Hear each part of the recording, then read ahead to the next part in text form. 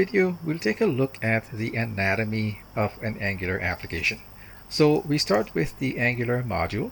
Every application has to have at least one module, and that module acts as a container for your components.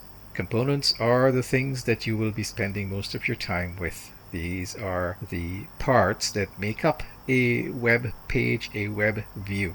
Then there are directives, and a directive is really just a function, but it does a lot for your HTML, for your front end. It helps structure your HTML. It gives it new syntax.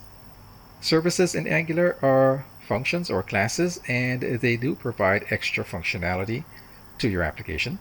And of course, any Angular application, well, actually I shouldn't say any. In some cases you may need routing, so you may develop different views using your components, and you may want to implement routing so that your users can go to different views within your application.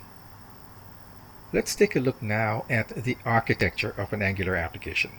Remember, every Angular application should have a module, but it has to have a module, and that acts as a container for your components. We are going to have within our module templates as well. So there's a connection between your component and your template.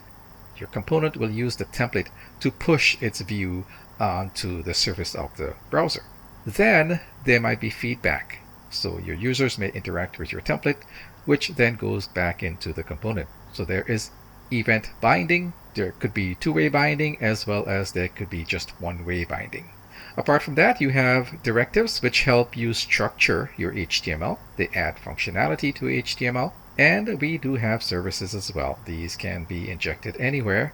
Actually, it's implemented in one place, but injected into different components, different modules. So these mainly used by your component. And of course, we can have a few of these modules working together. And so they create your Angular application.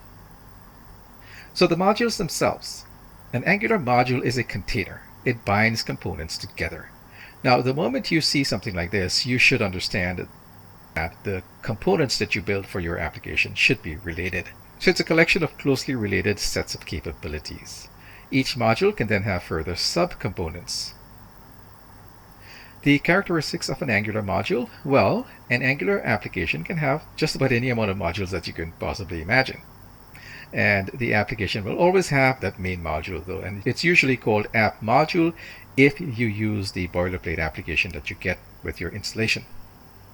Of course, there could be other modules as well, but there will always be a domain module, and you may or may not have shared